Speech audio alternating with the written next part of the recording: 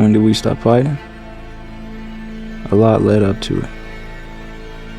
Quietly, they rolled back law after law, but this was the tipping point. The events of that day was left out of the history book, but we do have the collective memory of the survivors. January 6th, 2032.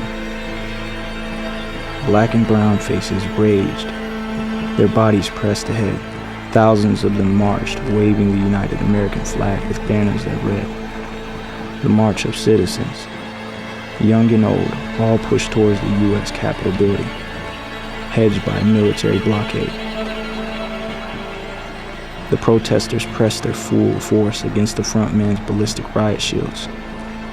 The blockade violently held them back, swinging batons and thrusting the butt of their weapons. The blockade was warned.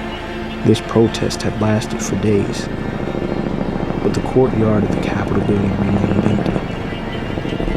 Giant megaphones sent out sound bursts into the crowd. Soldiers' guns were drawn, but the crowd continued to press. Hundreds of police drones flew overhead, scanning faces.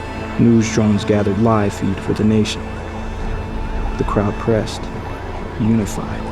The blockade was shaking. Smoke grenades popped off into the crowd. This only intensified the crowd's press. Bullet rounds were fired overhead, breaking the crowd into a frenzy. But the bravest of the vanguard finally pushes through the first line of the blockade. They only made small gains. The military fired off more smoke and pellets. The air was hardly more than white smoke now. But this didn't stop the protesters. They finally had momentum and began to press towards the Capitol. The military received an order, and they all fell back. The crowd broke forward, crossing the courtyard toward the Capitol. 3 sonic booms broke the noise. Some noticed and looked up. There was a sudden, eerie silence. 3 more booms cracked the air, and then there were screams, and the white smoke ignited into plumes of lethal amber. At least that's how the survivors described it. That was then. And after that, everything changed.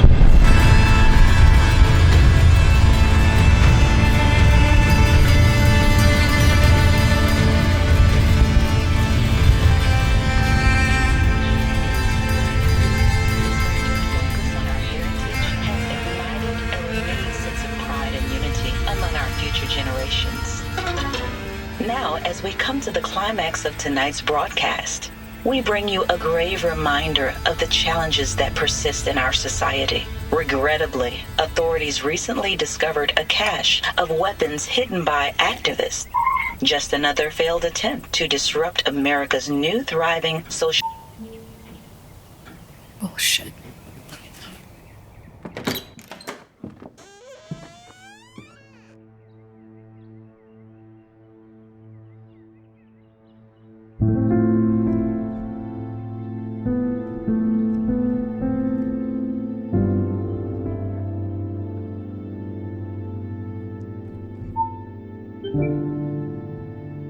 Call my husband. Hey. Hey, my love. You okay? I'm just... I understand. When will you be back? I'm coming home now. We won't be late.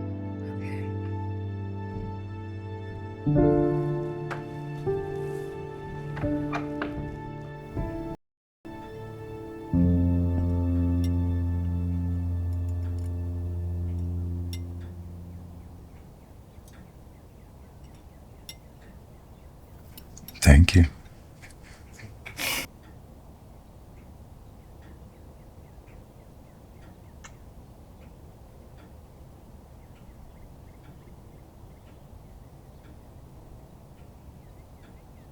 Are you really okay? We don't have to do it this way. It's the only way. We both know it's wrong. That fight ended a long time ago. I know. Tell me a way. Please, tell me a way that we can have peace.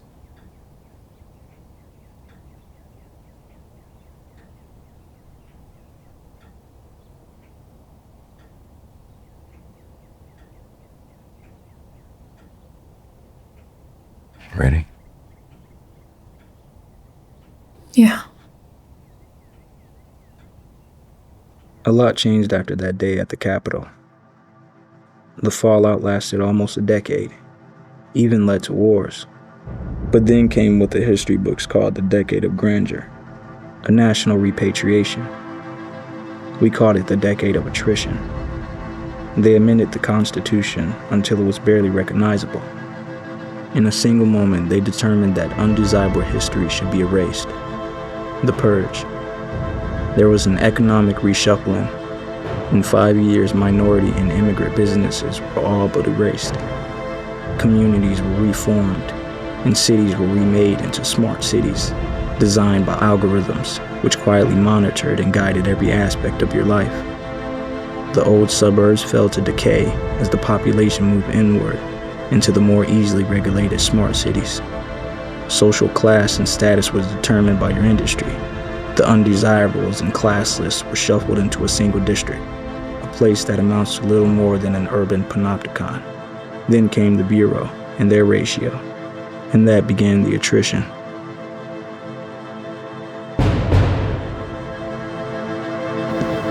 Please identify your number and reason for visit.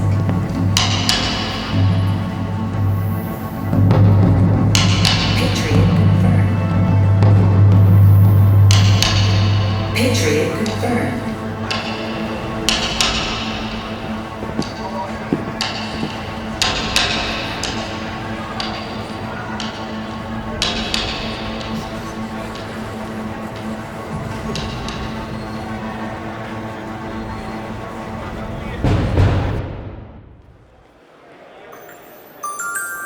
$93.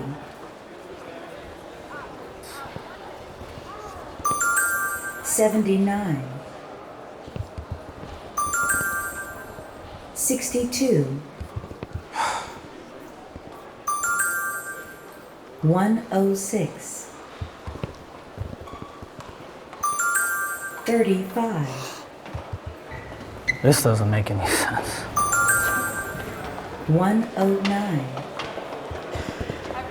Hey, the number's going backwards, do you know? I don't think you're in the right line. What's that supposed to mean? Right line? What other line is there? You have to know. They don't tell you. Hear that? I have to figure it out. What about that? No one else see that? Someone explain this. What do you mean? Disruption will not be tolerated. Who's that? 47. Please make sure you're in your designated line. Disruption. Hello there. Registry are lines 1 through 4. Matriculation. How can I help you? Mr. Bickle, we're looking forward to finish up this process. Well, that's fantastic. Let me see what you have left. There are no exceptions. We've got all the paperwork, passed the examination, and filled out all our notary. I have it.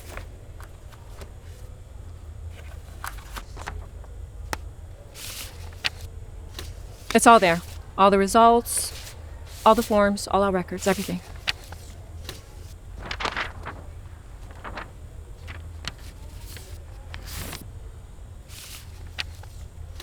It's all there.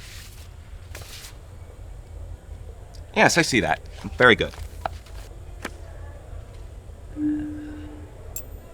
I see that both of you are in outstanding health. Your records are both truly extraordinary. Both have acceptable employment status. Ah, Yesu. An actual factory worker. So few of you are left. What a privilege. Just a few mandatory questions, okay? Is this choice something you're both sure about? Oh, yes, absolutely. We've wanted a family for a long time. The government will leverage a great deal of responsibility, if there are any doubts. Can you handle this responsibility? We're prepared for the responsibility. As you know, this is a very selective process. If there's any hint of doubt... No doubts. Family A child is all I ever wanted. I'm ready. I am ready. Miss Avaline, do you feel the same? Yes, of course. Good. Very good. It's quite remarkable nowadays. Well, I'm certainly sold. Just one last thing to check.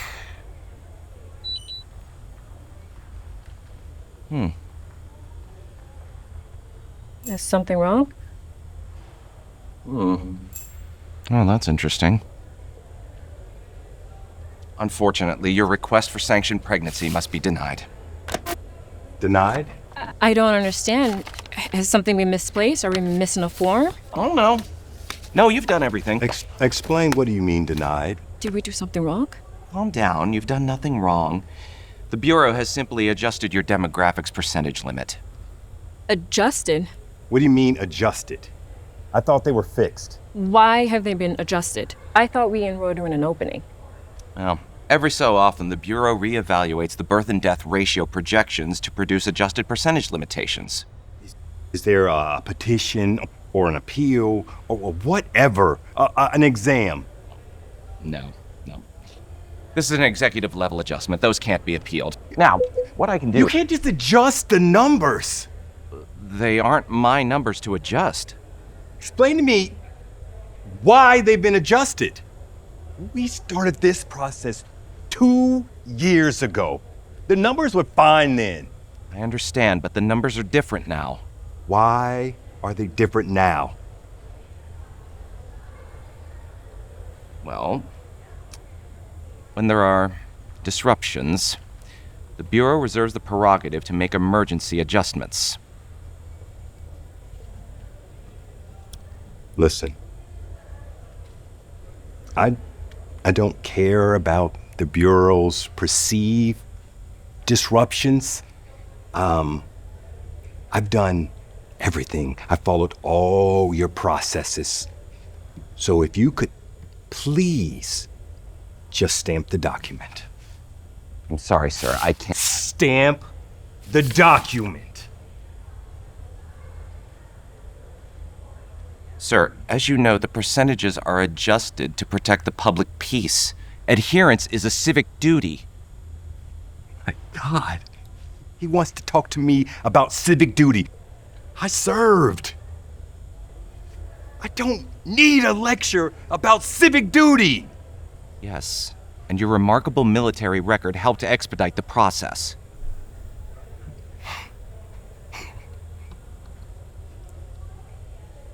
Listen to me. I followed all the rules. I've done everything I was supposed to do. Please, sign the document. Look, I understand the numbers were different. Sign the document! Please, yes. Will not be tolerated. We are going to have our family. Mr. Davis, please. I'm afraid not. Disruption will not. Is there really nothing else? Well, providing you still meet the criteria, you are, of course, able to apply again in 10 years' time. 10 years. Oh, one last thing. If you change your mind about children, these sterilization packs are suitable for both male and female. And don't forget, unsanctioned pregnancies will result in immediate termination and warrant permanent sterilization. Do we bring a child into this? Think so. What are you saying?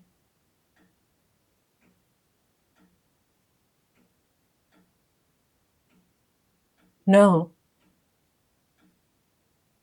Wouldn't that be selfish?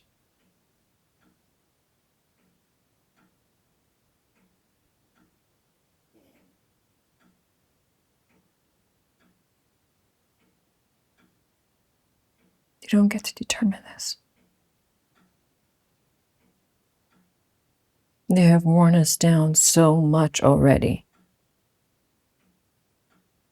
In secret rooms, they do it in halls out of reach. They determine. They determine what we owe. They determine how much. They quantify us. When they're afraid, with algorithms, they pare us down. They do it with lies. They do it with a smile. They do it for our own good and call it civic duty.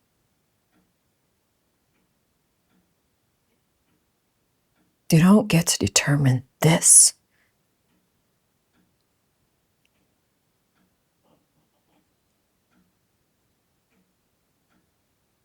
Not this one. Not this time. They don't get to take this away.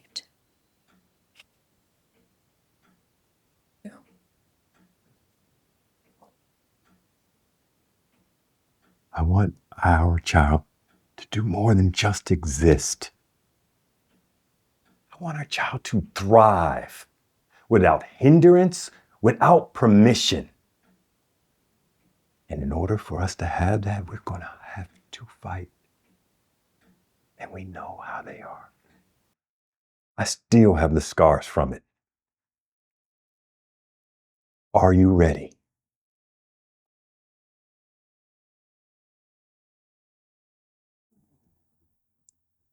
Are you?